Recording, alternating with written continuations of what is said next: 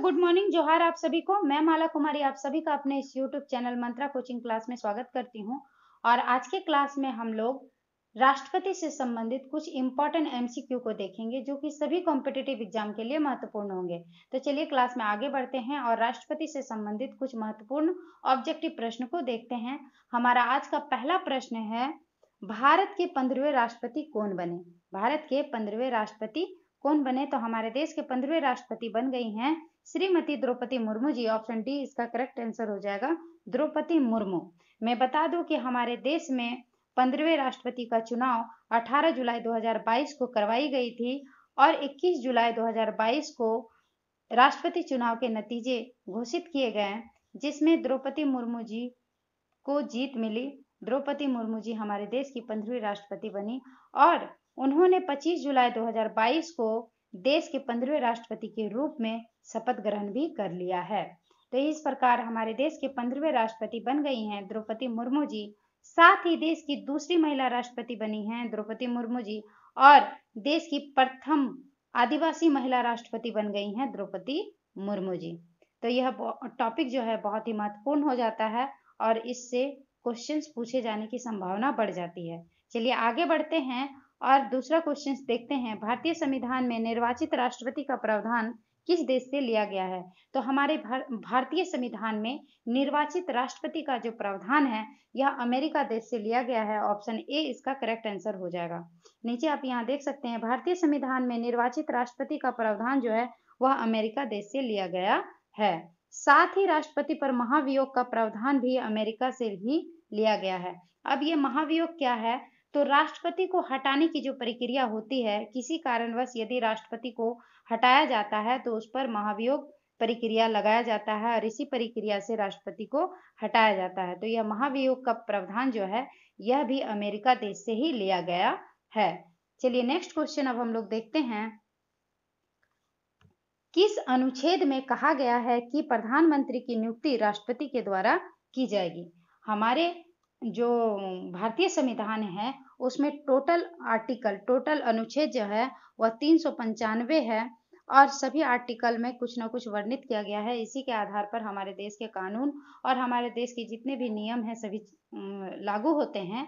तो हमारे देश में जो भारतीय संविधान है उसमें कुल जो अनुच्छेद की संख्या है वह 395 है और हमारे भारतीय संविधान को 22 भागों में बांटा गया है। साथ में अनुसूचियों की संख्या जो है वह 12 है, लेकिन मूल संविधान में अनुसूची की जो संख्या थी वह 8 थी, लेकिन वर्तमान में अनुसूचियों की संख्या 12 हो गई है। ठीक है, तो हमारे जो अनुच्छेद हैं 395 उसमें से किस अनुच्छेद में, किस आर्टिकल में प्रधानमंत्री की नियुक्ति राष्ट्रपति द्वारा की जाएगी इसका वर्णन किया गया है। तो अनुच्छेद 75 आर्टिकल 75 अर्थात अनुच्छेद 75 में इसका वर्णन किया गया है कि राष्ट्रपति की नियुक्ति प्रधानमंत्री की नियुक्ति राष्ट्रपति के द्वारा की जाएगी, अर्थात प्रधानमंत्री को शपथ ग्रहण जो है वह राष्ट्रपति करवाते हैं और इसका वर्णन आर्टिकल 75 में इसका वर्णन किया गया है। चलिए आगे नेक्स्ट क्वेश्चन अब हम लोग देखते हैं। भारतीय संविधान के किस अनुच्छेद में राष्ट्रपति के कार्य एवं शक्ति का प्रावधान है? तो भारतीय संविधान के किस अनुच्छेद में राष्ट्रपति के कार्य एवं शक्ति का प्रावधान है?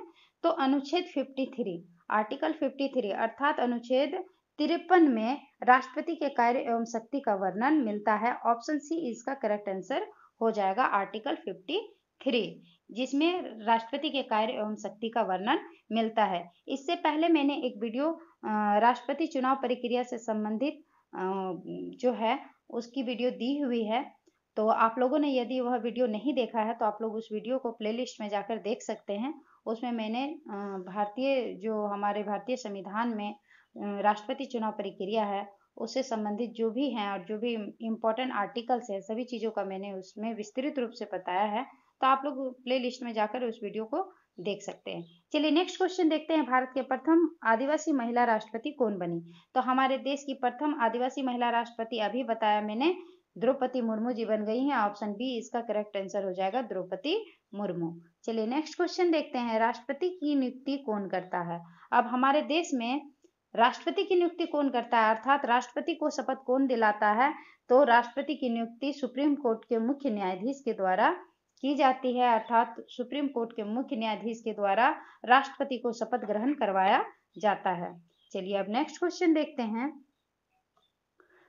देश की पहली आदिवासी महिला राज्यपाल कौन है? तो हमारे देश की पहली आदिवासी महिला राज्यपाल कौन है? तो हमारे देश की पहली आदिवासी महिला राज्यपाल भी द्रौपदी मुर्मू जी ही रही। ऑप्शन ए इसका करेक्ट आंसर हो जाएगा। द्रौपदी मुर्मू जी 2015 से 2021 तक झारखंड की 9वीं राज्यपाल बनी और इस प्रकार वह झारखंड की पहली महिला राज्यपाल भी बनी। पहली महिला राज्यपाल का भी, झारखंड की पहली महिला राज्यपाल का भी खिताब उन्होंने अपने नाम किया। साथ ही देश की वह पहली आदिवासी महिला राज्यपाल भी रही द्रौपदी मुर्मू जी, और उनका कार्यकाल 2015 से 2021 तक था और वह झारखंड की 9वीं राज्यपाल बनी थी। तो ऑप्शन ए इसका करेक्ट आंसर हो जाएगा। भारत की दूसरी महिला राष्ट्रपति कौन बनी? तो भारत की दूसरी महिला राष्ट्रपति बन गई हमारी द्रौपदी मुर्मू जी। ऑप्शन डी इसका करेक्ट आंसर हो जाएगा, द्रौपदी मुर्मू। क्योंकि मैंने आपको बताया कि भारत की पहली महिला राष्ट्रपति कौन बनी थी, तो हमारे देश की पहली महिला राष्ट्रपति थी प्रतिभा देवी सिंह पाटिल, और दूसरी पूछी जाए तो दूसरी महिला राष्ट्रपति जो है वह द्रौपदी मुर्मू जी हैं। लेकिन वही यदि पूछा जाए कि देश की पहली महिला आदिवासी राष्ट्रपति कौन बनी, तो पहली महिला आदिवासी राष्ट्रपति बन गई हमारी द्रौपदी मुर्मू जी। चलिए नेक्स्ट अब क्वेश्चन हम लोग देखते हैं।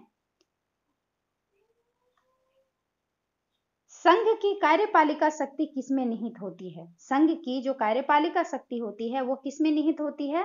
तो वह राष्ट्रपति में ही निहित होती है, अर्थात ऑप्शन ए इसका करेक्ट आंसर हो जाएगा, राष्ट्रपति। नेक्स्ट क्वेश्चन है, भारत में कार्यपालिका का अध्यक्ष कौन होता है?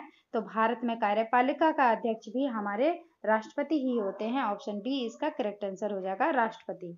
चलिए नेक्स्ट क्वेश्चन देखते हैं। भारत के राष्ट्रपति बनने के लिए न्यूनतम आयु कितनी होनी चाहिए? तो भारत में राष्ट्रपति बनने के लिए न्यूनतम आयु जो है वह 35 ईयर्स अर्थात 35 वर्ष होनी चाहिए। ऑप्शन सी इसका करेक्ट आंसर हो जाएगा। चलिए आइए देखते हैं कि राष्ट्रपति बनने के लिए योग्यता क्या क्या होनी चाहिए।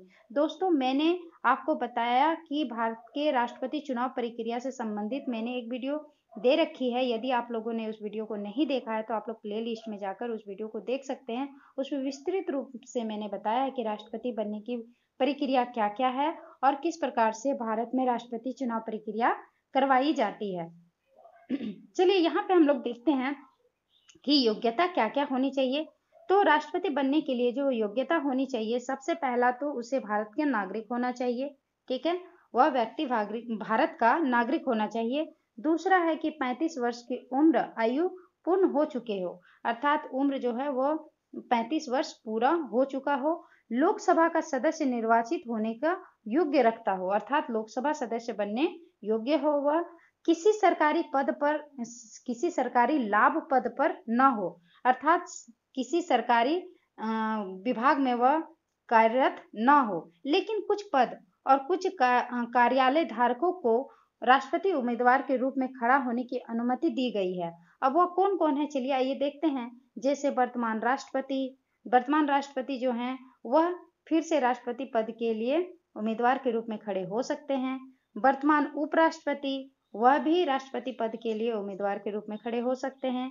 किसी भी राज्य का राज्यपाल वह राष्ट्रपति पद के लिए भी उम्मीदवार के रूप में खड़े हो सकते हैं। और संघ या किसी राज्य के मंत्री जो हैं वह भी देश के राष्ट्रपति बनने के लिए उम्मीदवार के रूप में चुनाव में खड़े हो सकते हैं।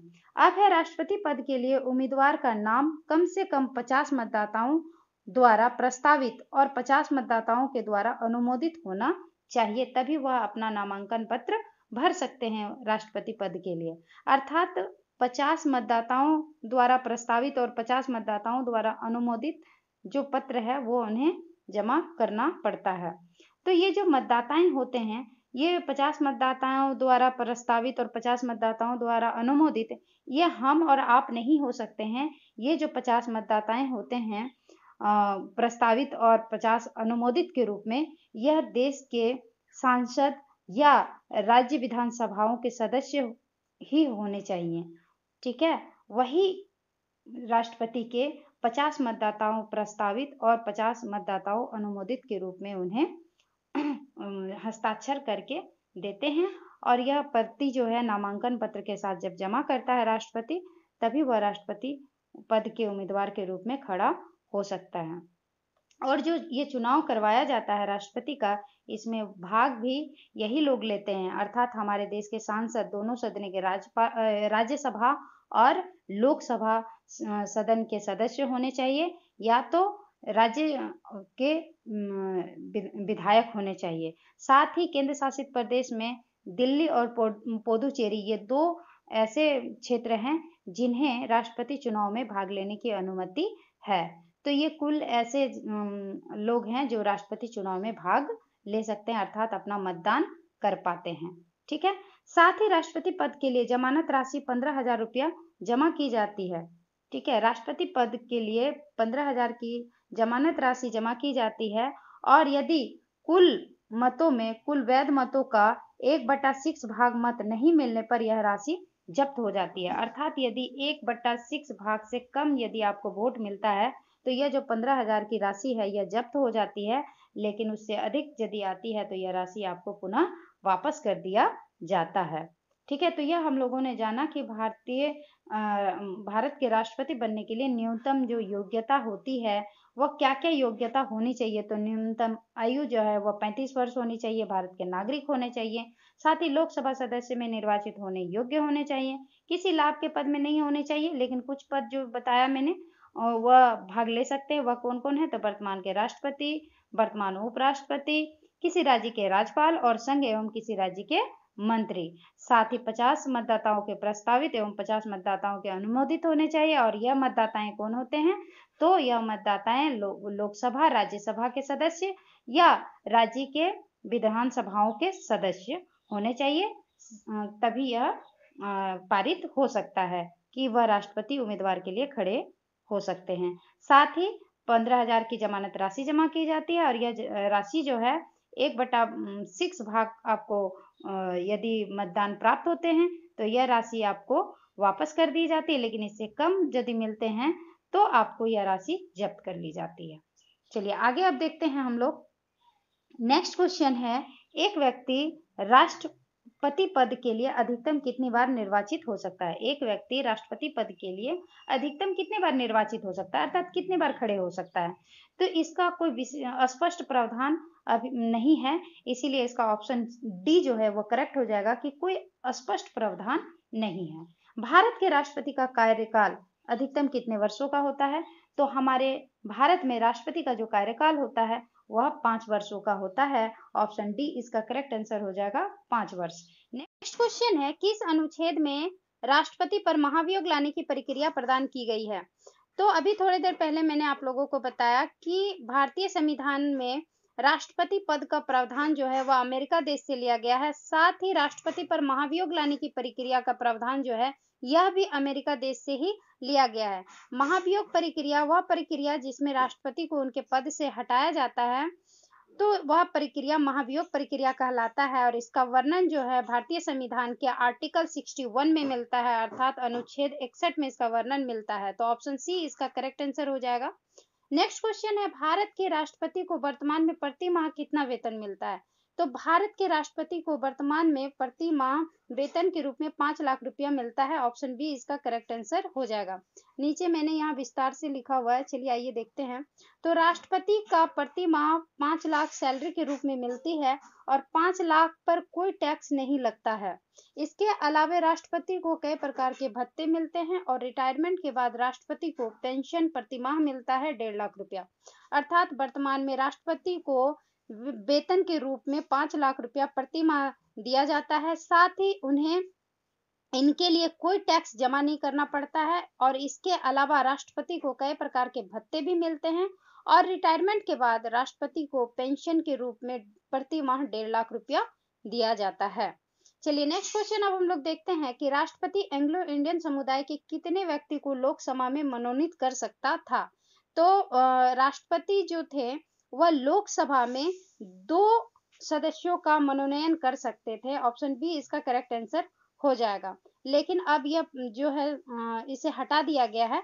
चलिए नीचे देखते हैं। 104 संविधान संशोधन के तहत अर्थात 126वां विधेयक, 126वां बिल जो है उसके तहत लोकसभा में 2 एंग्लो इंडियन समुदाय के सदस्य का मनोनयन समाप्त कर दिया गया है। लेकिन इसी प्रकार वह कला, साहित्य और विज्ञान और सामाजिक कार्यों के क्षेत्र में पर्याप्त अनुभव एवं दक्षता रखने वाले 12 व्यक्तियों का राज्यसभा में मनोनीत कर सकता है। अर्थात जो हमारे राष्ट्रपति हैं, उनके द्वारा लोकसभा में 2 सदस्यों का मनोनयन किया जाता था और राज्यसभा में 12 व्यक्तियों का मनोनीत किया जाता है राष्ट्रपति के द्वारा। लेकिन जो लोकसभा में 2 सदस्यों का मनोनयन राष्ट्रपति के द्वारा किया जाता था, वह पद को समाप्त कर दिया गया है 104 संविधान संशोधन के तहत। वहीं पे जो राज्यसभा में अभी 12 व्यक्तियों को, वैसे व्यक्ति जो कला, साहित्य, विज्ञान और सामाजिक कार्यों के क्षेत्र में अनुभव एवं दक्षता रखते हैं, वैसे 12 व्यक्तियों को अभी भी राज्यसभा में राष्ट्रपति के द्वारा मनोनीत किया जाता है। लेकिन जो लोकसभा का जो 2 पद था, उसे समाप्त कर दिया गया है। चलिए अब नेक्स्ट क्वेश्चन हम लोग देखते हैं। किस अनुच्छेद में राष्ट्रपति को क्षमा दान शक्ति दी गई है? अर्थात किस आर्टिकल में राष्ट्रपति को क्षमा दान देने की शक्ति प्राप्त है? तो आर्टिकल 72 अर्थात अनुच्छेद 72, ऑप्शन बी इसका करेक्ट आंसर हो जाएगा। आर्टिकल 72 में वर्णन किया गया है कि राष्ट्रपति को क्षमा दान की शक्ति दी गई है इसके बारे में। अर्थात देश में किसी व्यक्ति यदि दोषी साबित हो गया है और उसे न्यायालय के द्वारा उम्र कैद या फांसी की सजा सुनाई गई है, तो राष्ट्रपति द्वारा उसे क्षमा दान किया जा सकता है और इसका वर्णन जो है वह अनुच्छेद 72 में किया गया है, अर्थात आर्टिकल 72 में। तो दोस्तों देखिए, राष्ट्रपति का पद कितना उच्च पद होता है और उन्हें कितनी शक्तियां उन्हें दी गई है कि यदि किसी व्यक्ति को उम्र कैद या फांसी की सजा सुनाई गई है, तो राष्ट्रपति यदि चाहे तो उन्हें उनकी जो सजा है वह माफ कर सकते हैं, उन्हें क्षमा दान दे सकते हैं और यह शक्ति राष्ट्रपति को ही प्राप्त है और इसका वर्णन जो है वह आर्टिकल 72 में मिलता है। चलिए अब नेक्स्ट क्वेश्चन देखते हैं। भारतीय संसद के प्रत्येक सदन को बुलाने और स्थगित करने का अधिकार किसे है? तो भारतीय संसद के प्रत्येक सदन को बुलाने और स्थगित करने का जो अधिकार है, यह राष्ट्रपति को प्राप्त है। ऑप्शन डी इसका करेक्ट आंसर हो जाएगा। और इसका वर्णन जो है वह आर्टिकल 85(1) के तहत, अर्थात इसका वर्णन किसमें मिलता है? तो अनुच्छेद 85 का 1 में इसका वर्णन मिलता है। और अनुच्छेद 85(1) के तहत भारतीय संसद के प्रत्येक सदन को आहूत और स्थगित करने का अधिकार राष्ट्रपति को है। यहाँ कौन हो गया, यहाँ को होगा, को है। इसके अतिरिक्त दोनों सदनों के संयुक्त अधिवेशन अनुच्छेद 108 अर्थात आर्टिकल 108 के तहत राष्ट्रपति द्वारा ही बुलाया जाता है। अर्थात दोनों सदन, लोकसभा और राज्यसभा, ये इन दोनों सदनों को में बैठक बुलाने एवं बैठक को स्थगित करने का अधिकार जो है वह राष्ट्रपति को ही प्राप्त है। और साथ ही इन दोनों सदनों का संयुक्त अधिवेशन कराने की भी, बुलाने की भी अधिकार जो है वो राष्ट्रपति को प्राप्त है और इसका वर्णन जो है वह आर्टिकल 108 में मिलता है। और अलग अलग जो सदन होते हैं, लोकसभा और राज्यसभा, उसमें जो बैठक बुलाया जाता है राष्ट्रपति के द्वारा और स्थगित किया जाता है, इसका वर्णन आर्टिकल 85 के 1 में मिलता है। चलिए अब नेक्स्ट क्वेश्चन देखते हैं कि भारत की प्रथम महिला राष्ट्रपति कौन थी? तो यह तो हम लोगों ने जाना आज कि भारत की दूसरी महिला राष्ट्रपति यदि पूछा जाए तो वह द्रौपदी मुर्मू जी देश की 15वीं राष्ट्रपति बन गई हैं, साथ ही देश की दूसरी महिला राष्ट्रपति। और देश की प्रथम आदिवासी महिला राष्ट्रपति यदि पूछा जाए तो देश की प्रथम आदिवासी महिला राष्ट्रपति बन गई हैं द्रौपदी मुर्मू जी। लेकिन यदि पूछा जाए कि भारत की प्रथम महिला राष्ट्रपति कौन थी, तो भारत की प्रथम महिला राष्ट्रपति थी प्रतिभा देवी सिंह पाटिल और ऑप्शन सी इसका करेक्ट आंसर हो जाएगा। और इनका कार्यकाल जो था, इनका कार्यकाल 25 जुलाई 2007 से लेके 24 जुलाई 2012 तक इनका कार्यकाल रहा था, प्रतिभा देवी सिंह पाटिल जी का। चलिए नेक्स्ट क्वेश्चन अब हम लोग देखते हैं। क्वेश्चन है, भारत के प्रथम राष्ट्रपति कौन थे? तो हमारे देश के प्रथम राष्ट्रपति जो थे वह कौन बने थे? तो वह थे doctor Rajendra Prasad. Option D इसका करेक्ट आंसर हो जाएगा। और इनका कार्यकाल जो है वह 26 जनवरी 1950 से 13 मई 1962 तक इनका कार्यकाल रहा था। डॉक्टर राजेंद्र प्रसाद देश के पहले राष्ट्रपति रहे जिन्होंने लगातार 2 बार राष्ट्रपति के पद पर कार्य किया। नेक्स्ट क्वेश्चन है, भारत के प्रथम मुस्लिम राष्ट्रपति कौन थे? तो भारत के प्रथम मुस्लिम राष्ट्रपति कौन थे? तो हमारे देश के प्रथम मुस्लिम राष्ट्रपति बने थे doctor Zakir Hussain, option A इसका करेक्ट आंसर हो जाएगा। और इनका कार्यकाल जो है वह था 13 मई 1967 से 3 मई 1969 तक। अर्थात इन्होंने अपना कार्यकाल 5 वर्षों का जो राष्ट्रपति का होता है वह पूरा नहीं किया था, क्योंकि इनकी मृत्यु इनके कार्यकाल के दौरान ही हो जाता है, जिस कारण इनका कार्यकाल 13 मई 1967 से 3 मई 1969 तक इनका कार्यकाल रहा। चलिए अब नेक्स्ट क्वेश्चन देखते हैं। भारतीय संविधान के अनुसार देश का प्रथम नागरिक कौन होता है? तो भारतीय संविधान के अनुसार देश का प्रथम नागरिक जो होता है वह होते हैं हमारे देश के राष्ट्रपति। ऑप्शन सी इसका करेक्ट आंसर हो जाएगा। नेक्स्ट क्वेश्चन है, भारतीय सशस्त्र सेना का सर्वोच्च कमांडर कौन होता है? तो भारतीय सशस्त्र सेना का जो सर्वोच्च कमांडर होते हैं वह भी हमारे देश के राष्ट्रपति ही होते हैं। ऑप्शन डी इसका करेक्ट आंसर हो जाएगा। चलिए अब नेक्स्ट क्वेश्चन देखते हैं। राष्ट्रपति का चुनाव किस प्रकार होता है? तो राष्ट्रपति का जो चुनाव प्रक्रिया है वह अप्रत्यक्ष रूप से होता है, अप्रत्यक्ष द्वारा होता है। ऑप्शन सी इसका करेक्ट आंसर हो जाएगा। दोस्तों, राष्ट्रपति का जो चुनाव होता है इसमें हम लोग भाग नहीं लेते हैं, हम उन्हें वोट देकर नहीं लाते हैं, उन्हें वोट देकर वो लाते हैं जिनको हम वोट देकर लाते हैं। अर्थात हमारे द्वारा चुने गए सांसद और विधायक प्रतिनिधि के द्वारा उनका चुनाव प्रक्रिया करवाया जाता है और उनके द्वारा चुनकर राष्ट्रपति को लाया जाता है। इसलिए यदि पूछा जाए कि राष्ट्रपति का चुनाव निर्वाचन जो होता है, चुनाव प्रक्रिया जो होता है वो किस प्रकार का होता है, तो वह अप्रत्यक्ष द्वारा होता है। अब नेक्स्ट क्वेश्चन हम लोग देखते हैं कि राष्ट्रपति का अपना त्याग पत्र किसे दे सकता है? राष्ट्रपति अपना त्याग पत्र किसे दे सकता है? तो राष्ट्रपति अपना त्याग पत्र जो है वह भारत के उपराष्ट्रपति को दे सकता है। ऑप्शन बी इसका करेक्ट आंसर हो जाएगा, भारत के उपराष्ट्रपति। नेक्स्ट क्वेश्चन है, भारत के राष्ट्रपति को उसके पद से हटाया जा सकता है? किनके द्वारा हटाया जा सकता है भारत के राष्ट्रपति को उनके पद से? तो संसद के द्वारा, अर्थात दोनों सदनों के द्वारा उनको उनके पद से हटाया जा सकता है। नेक्स्ट क्वेश्चन अब हम लोग देखेंगे, राष्ट्रपति द्रौपदी मुर्मू जी का जन्म कब हुआ था? तो राष्ट्रपति द्रौपदी मुर्मू जी का जन्म जो है 20 जून 1958 ईस्वी को हुआ था। ऑप्शन बी इसका करेक्ट आंसर हो जाएगा। उड़ीसा के मयूरभंज जिले में बेदापोशी गांव में उनका जन्म हुआ था। नेक्स्ट क्वेश्चन है, द्रौपदी मुर्मू को किस वर्ष नीलकंठ पुरस्कार मिला था? तो द्रौपदी मुर्मू जी को सर्वश्रेष्ठ विधायक के रूप में नीलकंठ पुरस्कार से सम्मानित किया गया था और यह 2007 में किया गया था। ऑप्शन बी इसका करेक्ट आंसर हो जाएगा। चलिए नेक्स्ट क्वेश्चन देखते हैं, भारतीय संविधान के किस अनुच्छेद के तहत राष्ट्रपति पद का प्रावधान किया गया है?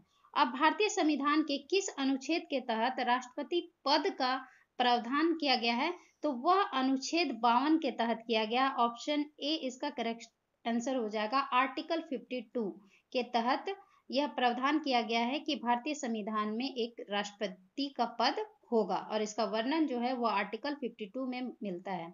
नेक्स्ट क्वेश्चन है, भारतीय संघ की कार्यपालिका का संवैधानिक प्रमुख कौन होता है? तो भारतीय संघ के कार्यपालिका का संवैधानिक प्रमुख जो होते हैं वह हमारे देश के राष्ट्रपति होते हैं। ऑप्शन बी इसका करेक्ट आंसर हो जाएगा। और इसका वर्णन किसमें मिलता है? तो इसका वर्णन आर्टिकल 53 अनुच्छेद 53 के अनुसार भारतीय संघ की कार्यपालिका की शक्ति राष्ट्रपति में निहित होगा। अर्थात आप यहाँ देख सकते हैं कि हमारे कार्यपालिका के संवैधानिक प्रमुख राष्ट्रपति होंगे, यह हमारे संविधान में लिखा हुआ है और हमारे संविधान के आर्टिकल 53 में इसका वर्णन मिलता है। साथ ही राष्ट्रपति देश के प्रथम नागरिक होंगे और राष्ट्रपति के पास भारतीय सशस्त्र सेना के सर्वोच्च कमान भी होती है। चलिए अब नेक्स्ट हम लोग आगे देखते हैं, संविधान का कौन सा अनुच्छेद राष्ट्रपति के निर्वाचन मंडल से संबंधित है? अब संविधान का कौन सा अनुच्छेद है जिसमें राष्ट्रपति के निर्वाचन मंडल से संबंधित है? तो यह आर्टिकल 54 इससे संबंधित है। ऑप्शन सी इसका करेक्ट आंसर हो जाएगा, अनुच्छेद 54। यहाँ देखिए विस्तारित रूप से मैंने लिखा हुआ है, अनुच्छेद 54 राष्ट्रपति के निर्वाचन मंडल से संबंधित है। इसमें संसद के दोनों सदन के निर्वाचित सदस्य और राज्यों के विधानसभा से निर्वाचित सदस्य भाग लेते हैं तथा दिल्ली और पुदुचेरी केंद्र शासित प्रदेश भी इसमें भाग लेता है। दोस्तों, केंद्र शासित प्रदेश जो हमारे देश में अभी 8 केंद्र शासित प्रदेश है, तो सभी को अधिकार नहीं है कि वह राष्ट्रपति के चुनाव प्रक्रिया में भाग ले सकते हैं, लेकिन दिल्ली और पुदुचेरी केंद्र शासित प्रदेश जो है, उन्हें यह अधिकार है कि वह राष्ट्रपति चुनाव में भाग ले सकते हैं। साथ ही दोनों सदन के निर्वाचित सदस्य और राज्यों के विधानसभा के निर्वाचित सदस्य उनके निर्वाचन में भाग लेते हैं, राष्ट्रपति के चुनाव प्रक्रिया में भाग लेते हैं। और इसका जो वर्णन है वो आर्टिकल 54 में इसका वर्णन मिलता है। चलिए अब नेक्स्ट क्वेश्चन देखते हैं, किस अनुच्छेद के तहत राष्ट्रपति का चुनाव किया जाता है। अब किस अनुच्छेद के तहत राष्ट्रपति का चुनाव किया जाता है, तो अनुच्छेद 55 अर्थात आर्टिकल 55 के तहत ऑप्शन डी इसका करेक्ट आंसर हो जाएगा। देखिए नीचे मैंने लिखा हुआ है, भारत के राष्ट्रपति का चुनाव अनुच्छेद 55 के अनुसार अनुपातिक प्रतिनिधित्व प्रणाली के एकल संक्रमणीय मत पद्धति के द्वारा होता है। अर्थात हमारे आर्टिकल 55 में यह वर्णन है कि जो राष्ट्रपति का चुनाव है वह प्रतिनिधित्व प्रणाली के एकल संक्रमणीय मत पद्धति के द्वारा किया जाएगा। चलिए अब नेक्स्ट क्वेश्चन अब हम लोग देखते हैं, द्रौपदी मुर्मू को किस विधानसभा द्वारा 2007 में सर्वश्रेष्ठ विधायक के लिए नीलकंठ पुरस्कार से सम्मानित किया। अभी हम लोग थोड़ी देर पहले क्वेश्चन देखे थे कि द्रौपदी मुर्मू जी को सर्वश्रेष्ठ विधायक के लिए नीलकंठ पुरस्कार से सम्मानित किया गया था, और वह कब किया गया था, तो 2007 में किया गया था।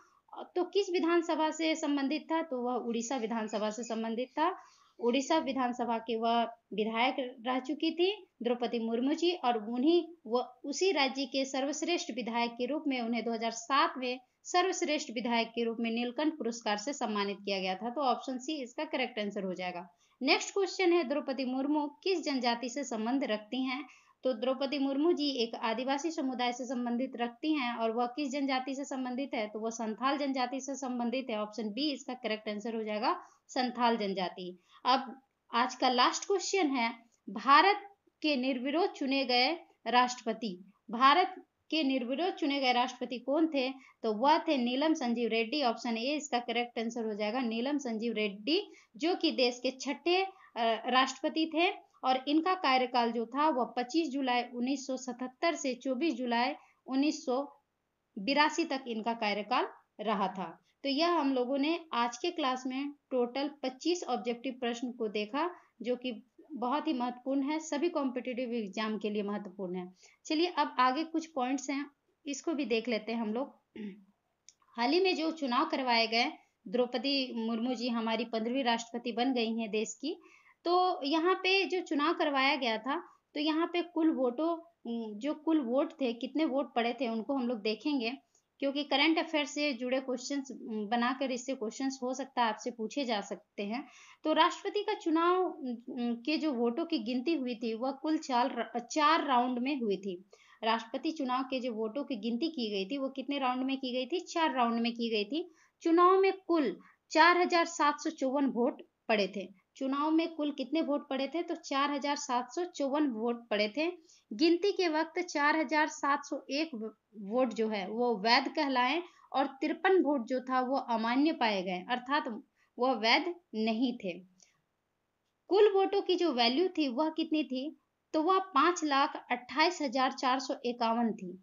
ठीक है, जो वोट पड़े थे उनकी वैल्यू कितनी थी, तो उनकी वोट जो थी वैल्यू जो थी वह थी 5,28,451 थी। इसमें से द्रौपदी मुर्मू जी को कुल जो वोट मिले थे 2824 वोट मिले थे, अर्थात 2824 वोट मिले थे।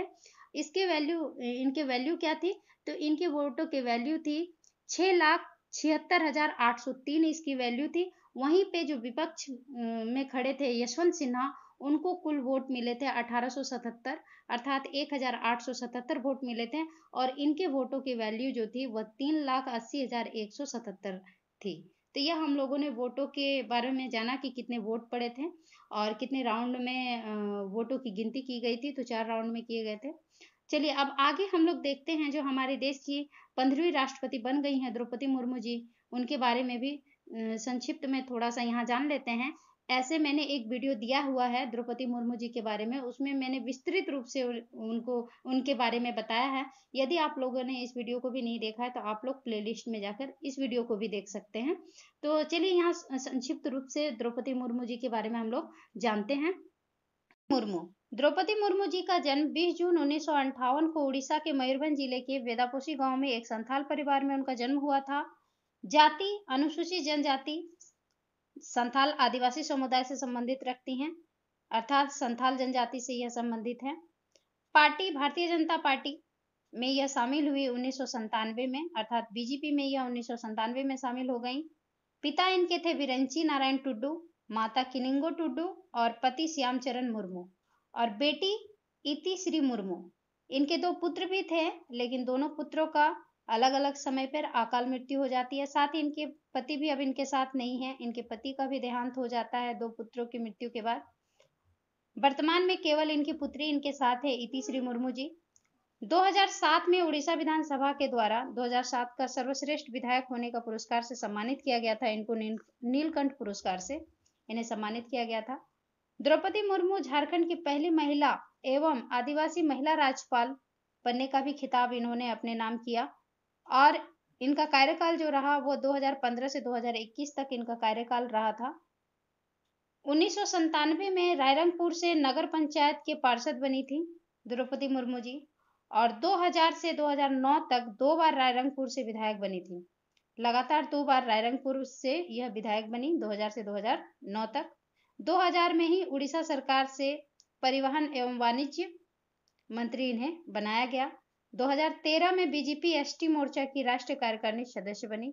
2013 में बीजेपी के एसटी मोर्चा के राष्ट्रीय कार्यकारिणी सदस्य भी ये बनी और 2015 में झारखंड की 9वीं राज्यपाल बनी। मैंने अभी बताया कि झारखंड की पहली महिला राज्यपाल एवं साथ ही झारखंड की पहली आदिवासी महिला राज्यपाल बनने का जो है इन्हें खिताब मिलता है और इनका जो कार्यकाल था यह 2015 से 2021 तक था और झारखंड की 9वीं राज्यपाल यह बनी थी। साथ ही यह देश की पहली आदिवासी महिला राज्यपाल बनने का खिताब भी इन्होंने अपने नाम किया, क्योंकि देश की पहली आदिवासी महिला राज्यपाल भी द्रौपदी मुर्मू जी ही बनी थी और झारखंड में इन्होंने 9वीं राज्यपाल के रूप में पद ग्रहण किया था। तो इस प्रकार बहुत ही इम्पोर्टेंट है यह क्लास आज का, तो आप लोग इस क्लास को अच्छे से देखें और आज के लिए इतना ही। मिलते हैं नेक्स्ट वीडियो में। धन्यवाद, थैंक यू।